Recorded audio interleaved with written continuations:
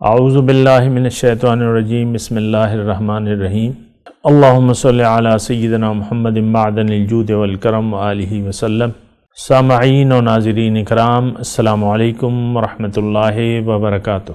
آج کی جو نشست ہے اس کا موضوع یہ ہے کہ ہم اپنے اندر اللہ تعالیٰ سے ملاقات کا شوق کیسے پیدا کریں۔ تو دیکھیں، میں نے آپ کو گزشتہ نشست میں بھی بتایا تھا کہ عقل کا استعمال کرنا لازمی ہے۔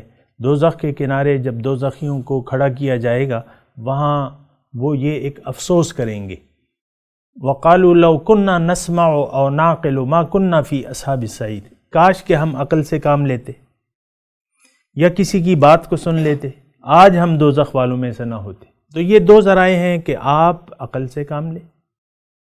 عقل سے تو ہم دنیا کے ہر کام میں کام لیتے ہیں، اور پھر کسی کی بات سنیں، اللہ کی بات سنیں، اللہ والوں کی بات سنیں۔ تو اگر کسی نے ایسا کیا کہ یہاں تو یہ ہوتا ہے کہ ایک کان سے سن کے دوسرے کان سے نکال دیا جاتا ہے۔ اگر کوئی بہت بھی اچھا مضمون آپ پڑھیں یا شیئر کریں تو بس وہ ایک کان سے سن کے دوسرے کان سے نکال کے اور شیئر کر کے آگے بڑھ جاتا ہے۔ ایسے ہی ہوتا ہے نا، اور زور بھی اسی پر ہوتا ہے کہ آپ شیئر کریں، آپ خود نہیں عمل کر رہے، دوسرے کو بتا دیں۔ تو بہرحال میں یہ کہہ رہا ہوں کہ دماغ کا استعمال، آج کا موضوع ہمارا کیا ہے کہ شوق کیسے پیدا ہوگا۔ شوق پیدا ہوگا اس وقت جب آپ ضرورت محسوس کریں اس بات کی، ضرورت، اور آپ اس کے نہ کرنے کا نقصان بھی آپ کے سامنے ہو۔ اللہ کے راستے کا شوق اگر آپ کو نہیں بھی ہوا تو آپ اس کا نقصان سوچ لیں، اللہ تعالیٰ تو آپ سے ناراض ہو جائے گا۔ اگر آپ نے اللہ کو منزل نہ بنایا اور اللہ کے راستے پر چلنے کا عزم اور ارادہ نہ کیا تو اللہ تعالیٰ آپ سے راضی ہوگا؟ ناراض، اللہ ناراض ہو جائے گا، آپ کا خالق آپ سے ناراض ہو جائے گا، جس نے آپ کو پیدا کیا ہے، جس نے ماں کے پیٹ میں آپ کو جسم بھی بنایا ہے، آپ کا صورت بھی بنائی ہے، اور اس کے بعد آپ کو مسلسل غذا کا اہتمام فرمایا ہے، اور جب آپ ماں کے پیٹ سے نکل آئے تو آپ کو آپ کی غذا کا اہتمام بھی اس نے ماں کے سینے میں کر دیا۔ کیا ہے کہ نہیں کیا؟ وہ اللہ آپ سے ناراض ہو جائے گا، اور آپ نظام مقصود کو، جو مقصد کائنات ہے، اس کی عمارت کو اپنے لیے دھڑام سے گرا دیں گے کہ میرا تو کوئی اور منزل ہی نہیں ہے، میری تو کوئی اور چاہت ہی نہیں ہے۔ فَأَعْرِضْ عَمَّنْ تَوَلَّى عَنْ ذِكْرِنَا وَلَمْ يُرِدْ إِلَّا الْحَيَاةَ الدُّنْيَا۔ اس شخص سے آپ منہ موڑ لیجئے۔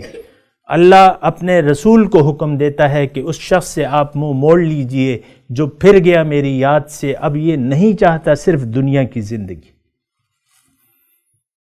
تو اگر آپ اللہ کے راستے کا شوق نہیں رکھتے یا نہیں پیدا کرتے یا اس کی ضرورت محسوس نہیں کرتے تو نتیجتاً یہ ہوگا کہ اللہ تعالیٰ آپ سے ناراض ہو جائے گا، اور یہ دنیا بھی آپ کے لیے جہنم بنا دے گا، اللہ تعالیٰ تنگ بنا دے گا۔ ظاہر ہے یہ ایک عام چیز ہے، یہ نہیں کہ اللہ تعالیٰ، لیکن یہ قدرتی طور پہ ایسا ہوتا ہے کہ نفس تو ہمارا پھر کسی بھی حالت میں نہ مطمئن ہوتا ہے نہ راضی ہوتا ہے، وہ کہتے ہیں اور تو یہ زندگی آپ پہ تنگ ہو جائے گی، یہ بھی آپ کو سوچنا ہوگا۔ یہ اللہ تعالیٰ کا وعدہ ہے، جس نے بھی میری یاد سے منہ پھیر لیا اس کی زندگی میں اس پہ تنگ کر دوں گا۔ من اعرض عن ذکری فإن له معیشۃ ضنکا ونحشرہ یوم القیامۃ اعمی۔ قیامت کے دن اس شخص کو اندھا اٹھائے گا اللہ تعالیٰ۔ وہ پوچھے گا اللہ تعالیٰ میری تو آنکھیں تھیں، لما حشرتنی اعمی وقد کنت بصیرا، قال کذالک اتتک آیاتنا فنسیتها وکذالک الیوم تنسی۔ اللہ تعالیٰ کہے گا کہ دیکھو میری آیات تم تک پہنچی تھی، میری نشانیاں آئی تھیں، اور تم نے اس سے منہ پھیر لیا۔ رسول نے آپ کو اللہ کی طرف دعوت دی تھی، رسول اللہ تعالیٰ کی طرف دعوت دینے والے ہیں کہ نہیں؟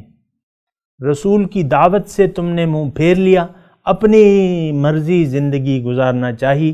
آج وہ دن ہے کہ میں تمہیں اپنی رحمت سے بھلا دوں گا، اور تمہیں اسی لیے میں نے تم دنیا میں اندھے رہے تو اس لیے آج تم یہاں اندھے ہو، اور تمہارا حشر جو ہے تمہارا انجام جو ہے اب ٹھکانہ جو ہے جہنم ہے۔ وآخر دعوانا ان الحمد للہ رب العالمین۔ مولاي صل وسلم دائما ابدا على حبيبك خير الخلق كلهم